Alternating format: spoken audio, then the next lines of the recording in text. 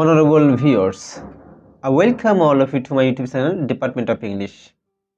সম্মানিত viewers, department of ইংলিশের পক্ষ থেকে সবাইকে জানাই স্বাগতম। আজকে আমরা আলোচনা করব ইন মেমোরিয়াম। এটি 1850 সালে প্রকাশিত হয়। এটি লিখেছেন আলফ্রেড টেনিসন। ইন মেমোরিয়াম এই যে নামটি তার একটু সংক্ষেপে আলোচনা করি। সেটি হচ্ছে ইন মেমোরিয়াম বলতে স্মৃতি চারণ যেটাকে বলা হয়, স্মৃতি কথা যেটাকে বলা হয়।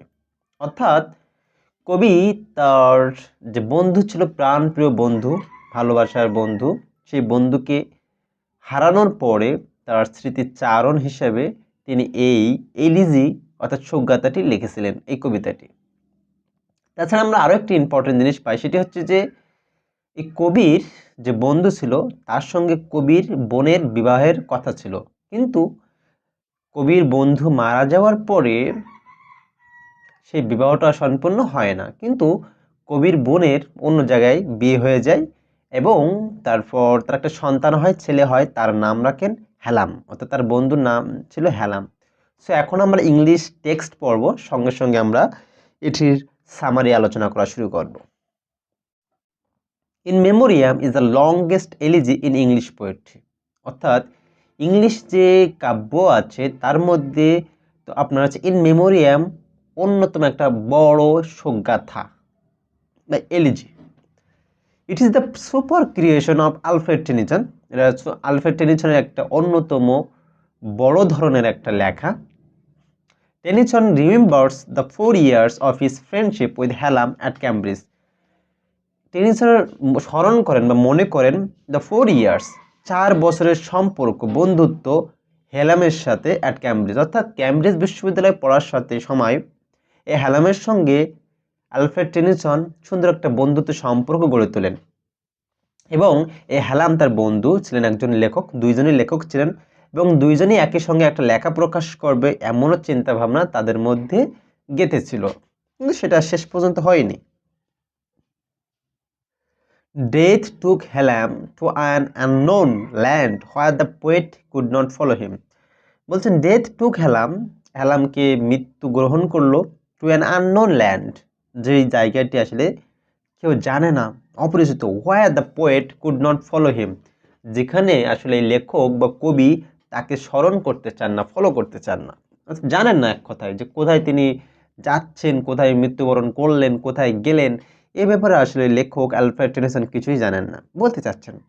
এবং আমরা এই শোকগাথার মধ্যে আরেকটা জিনিস খুঁজে পাই, সেটি হচ্ছে যে তিনি 2-3 রকম কথা বলতেছেন, অর্থাৎ তিনি যে শোকে আছেন সে তার কথা শুনে বোঝা যাচ্ছে। অর্থাৎ একজন মানুষ মারা যাওয়ার পরে একজন ব্যক্তি সে শোকে যখন শোকাতুর হয় তখন কিন্তু অনেক সময় ভুল বকে, তেমনই বলা চলে এলাকার ভাষায় ভুল বকা। So after the death of Hallam, হেলামের ডেথের পর, মৃত্যুর পরে, the poet feels totally lonely. The poet feels totally lonely, অর্থাৎ কবি একেবারে একাকিত্ব অনুভব করতে লাগলেন। সামটাইমস হিজ সরো ব্রেকস out in a morning song, মাঝে মাঝে তার সকালে ঘুম ভাঙেই কি, তার সকালের ঘুম ভাঙেই দুঃখের গান শুনে। অর্থাৎ তিনি এমন শোকাতুর যে সবসময় তিনি শোকে আছেন, সকালে ঘুম ভাঙতেছে তিনি ওনার হচ্ছে আপনার শোকের বা শোকার্ত যে গান সেটি বা স্মরণ বা স্মৃতিময় যে বিষয়গুলো সেটি দিয়ে।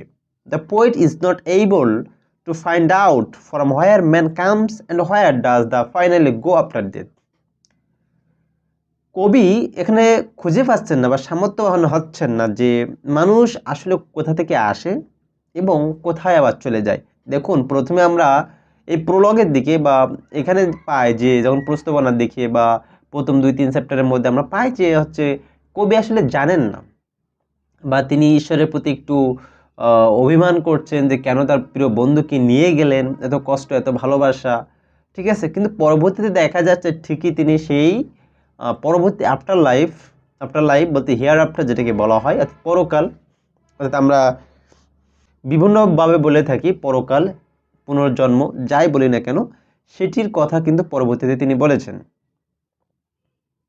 বলছেন যে আসলে মানুষ কোথা থেকে আসে এবং কোথায় চলে যায় তিনি খুঁজে পান না। দ্য পোয়েট ফিলস হেল্পলেস, কবি তিনি হেল্পলেস অনুভূতি করছেন, অর্থাৎ কেউ তাকে সাহায্য করছে না, দুনিয়াতে কেউ সাহায্য করার মতো নয়, এমন একটা অবস্থা, situation. He looks before and after, তিনি আগে এবং পরের দিক দেখলেন, অর্থাৎ পূর্বের কাহিনী এবং পরের বিষয়গুলো দেখলেন। But is not able to understand, কিন্তু তিনি বুঝতে পারলেন না the reality of life and death, তিনি কিছুতেই বুঝতে পারলেন না এই জীবন এবং এই মৃত্যুর আসল উদ্দেশ্য কি। তাই তো কবি বলছেন, break thou deep vase of chilling tears which grave has shaken into frost. Break, এখানে ভ্যাস মানে ফুলদানি যেটাকে বলে, আর সিলিং মানে শীতল হাওয়া, হতাশ করা, ঠিক আছে। উইথ গ্রিপ, গ্রিপ মানে আমরা জানি যে শোক বা দুঃখ, কষ্ট, বিষাদ যেটাকে বলা হয়। তারপর বলছেন, the ship is carrying the dead body of Helen, অর্থাৎ হেলাম, হেলাম যে মারা গিয়েছেন সেই লাশ ইটালি থেকে নিয়ে আসছে কিসে করে? জাহাজে করে। The poet is mournfully waiting for its arrival. The poet, mournfully বলতে শোকার্তভাবে, ঠিক আছে, অর্থাৎ এখানে কবি অপেক্ষা করতেছেন যে কখন তার মৃতদেহটি পৌঁছাবে জাহাজে করে। তো তিনি অবশ্যই শোকার্ত, খুবই কষ্ট, হৃদয় বিদারক ভাবেই অপেক্ষা করতেছেন তার বন্ধুর মৃতদেহটি নেওয়ার জন্য। He is broken hearted now, he is broken hearted now, তার হৃদয় এখন কি? বিদন্ন, ভেঙে গিয়েছে, চূর্ণ বিচূর্ণ হয়ে গিয়েছে। The poet thinks that men believe in God, কবি বলতে চাচ্ছেন বা চিন্তা করতেছেন বা ভাবেন যে মানুষ ঈশ্বরকে বিশ্বাস করে, and this belief comes through faith, এবং এই বিশ্বাসটা আসে আসলে বিশ্বাসের জায়গা থেকে, নট থ্রু নলেজ, এটা জ্ঞানের জায়গা থেকে আসে না। অর্থাৎ মানুষ যে ঈশ্বরকে বিশ্বাস করে সেটি আসলে বিশ্বাসের জায়গা থেকে, এটি আসলে জ্ঞানের জায়গা থেকে নয়। কারণ কি? নলেজ ডিপেন্ডস অন আর্গুমেন্টস, কারণ উনি বলতে যাচ্ছেন যে জ্ঞান যেটি হয় সেটি আর্গুমেন্টস, যুক্তির ওপর নির্ভর করে, ঠিক আছে।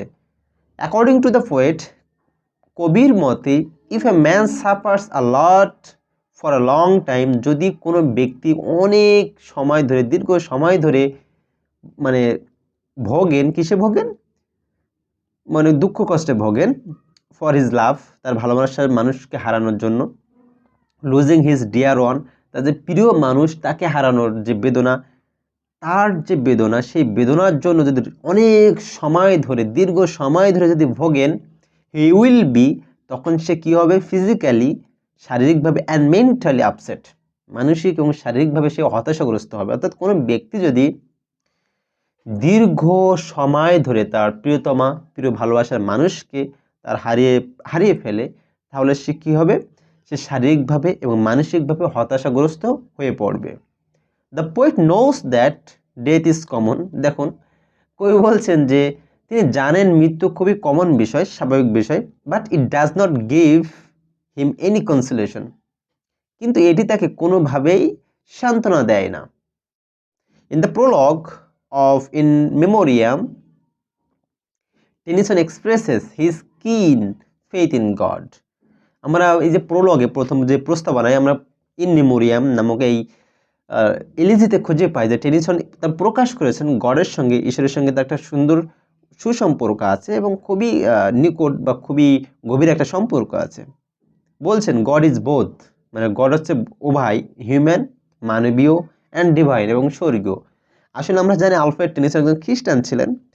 তো খ্রিস্টানদের বিশ্বাস অনুযায়ী জিজাস, আমি এগুলো আসবে পরবর্তীতে, ক্রাইস্ট, এই বিষয়গুলো আসবে, এই জন্য আগে থেকে ক্লিয়ার করেছে, তারা গড অর্থাৎ ঈশ্বর বলতে তারা ক্রাইস্টকে বোঝানো হয় বা জিজাসকে বলে। আমরা মুসলিমরা ঈসা আলাইসাল্লামকে বুঝি, অর্থাৎ নবী রাসুল বুঝি, আর ওনারা বোঝেন যে উনি হচ্ছেন ঈশ্বর ছিলেন, এবং ওনাদের বিশ্বাস হচ্ছে যে এই ঈশ্বর ছিলেন মানব এবং গড, এবং অর্থাৎ স্বর্গীয় এবং মানবীয়। তো তার বিশ্বাস অনুযায়ী তিনি এই কথা বলছেন যে god is both human and divine, god ঈশ্বর হচ্ছেন মানবীয় এবং স্বর্গীয়। হিউম্যান উইল ইজ ফ্রি, অর্থাৎ মানুষের যে ইচ্ছা আছে সেটি ফ্রি আছে, উন্মুক্ত আছে। Only god can fulfil wishes of human beings, কিন্তু শুধুমাত্র ঈশ্বরই পারেন মানুষের এই ইচ্ছাকে বা আকাঙ্ক্ষাকে পূর্ণ করতে। It is god who is the chief source of all knowledge and light, একমাত্র ঈশ্বর হচ্ছে প্রধান যে সব জ্ঞানের উৎস এবং সব যে আলো তার উৎস একমাত্র কি ঈশ্বর টেনিসন বলছেন যে memory on earth May grow faint and broken এই যে পৃথিবীর বুকে এই ইহকালের যে দুঃখ কষ্ট আছে সেটা দিন দিন কি হয় বেড়ে যায় এবং সেটা আস্তে আস্তে মাঝে মাঝে সংজ্ঞা হারানোর মতো অবস্থা হয়ে যায় but in the next world the memory of life কিন্তু পরবর্তীতে যে জীবনটি আছে পুনর্জীবন বা আখিরাত বা পরকাল আছে সেখানে or earth will appear vivid সেখানে যে আর্থ বলতে আমরা পৃথিবী বোঝে উইল অ্যাপিয়ার সেটা স্পষ্ট হবে বা প্রদর্শিত হবে ভিভিড প্রাণবন্ত অবস্থায় অর্থাৎ দুনিয়াতে যে যারা অবস্থায় ছিল না কেন দুঃখ কষ্টে কিন্তু দেখা যাচ্ছে এই ব্যক্তি পরকালে তিনি আশা করছেন যে দুনিয়াতে অনেক কষ্ট পেয়েছে বা আমার বন্ধু কষ্ট পেয়েছে বা অনেক দুঃখ দুর্দশা তিনি পেয়েছেন নিজেই পেয়েছেন কিন্তু পরকালে যেন এমন প্রাণবন্ত একটা পৃথিবীর আশা তিনি করছেন দ্য পোয়েট আশঙ্কা করে যে আশা আছে যে দ্যাট দ্য গ্রিপ তার যে বিষাদ that weakens his mind should also pass away with the old year. The poet says that Christ made divine truth intelligible to human minds. কবি বলছেন যে ক্রাইস্ট অর্থাৎ জিজাস মেড ডিভাইন ট্রুথ অর্থাৎ স্বর্গীয় সত্য ইন্টেলিজিবল বুদ্ধিগম্য করেছেন টু হিউম্যান মাইন্ডস মানুষের মনের মধ্যে সুন্দরভাবে জিজাস কি করেছেন ক্রাইস্ট কি করেছেন সুন্দরভাবে সেটি বুদ্ধিগম্য করে তুলেছেন অর্থাৎ ইন মেমোরিয়াম এই এলিজি থেকে এই কবিতা থেকে আমরা যে জিনিসটা পাই সেটি হচ্ছে তার বন্ধুকে হারানোর যে বেদনা সেই বেদনাকে কেন্দ্র করে শোকগাথা করে কবি এখানে তার বন্ধুর উদ্দেশ্যে আসলে এই লেখাটি লিখেছেন আমরা সামারি যদি আরও একটু সারাংশ বলি সেটি হচ্ছে যে তার বন্ধু হেলেম ছিলেন ক্যামব্রিজ বিশ্ববিদ্যালয়ে একসাথে পড়াশোনা করতেন সেখানে 4 বছর পড়াশোনা করছেন 4 বছরের একটা সম্পর্ক ছিল তাদের ভালোই খুবই গভীর সম্পর্ক ছিল লেখালেখি করতো দুইজনই তারা কবিতা প্রকাশ করার একটা চিন্তা ভাবনা ছিল কিন্তু হেলাম হঠাৎ করে একদিন কি হলেন খুব অল্প বয়সে মারা গেলেন এবং তার যে লাশ নিয়ে আসার কাহিনী এখানে বর্ণিত করা হয়েছে এবং তিনি অপেক্ষা করতেছেন সেই লাশের তাছাড়া আমরা আরেকটা জিনিস খুঁজে পাই যে বন্ধুর যে বোন ছিল সেই বোনের সঙ্গে হেলামের কি ছিল একটা বিয়ে হওয়ার কথা ছিল কিন্তু হেলাম মারা যাওয়ার পর তার কি করে তার বোন অন্য জায়গায় বিয়ে করে এবং তার একটা সন্তান হয় এই সন্তানকে উদ্দেশ্য করে স্মৃতিচরণ তার বন্ধুর নামে তার নাম রাখেন হেলাম তার বোনের ছেলেকে তো এইভাবে আমরা টোটাল একটা মেমোরিয়াম যে স্মৃতিচরণ তার যে ভালোবাসা হারিয়ে যাওয়ার ভালোবাসা মানুষকে হারিয়ে ফেলার যে কষ্ট দুঃখ দুর্দশা সেই বিষয়টি এখানে সুন্দরভাবে সুস্পষ্টভাবে প্রতিমান হয়েছে আমি ফাইনালি একটা কোটেশন দিয়ে আজকে লেকচারটি শেষ করব The God which ever lives and loves, one God, one law, one element, and one form of divine event, to which the whole creation moves. So that's all about today for the timing. Thanks for your patience sharing. Bye bye.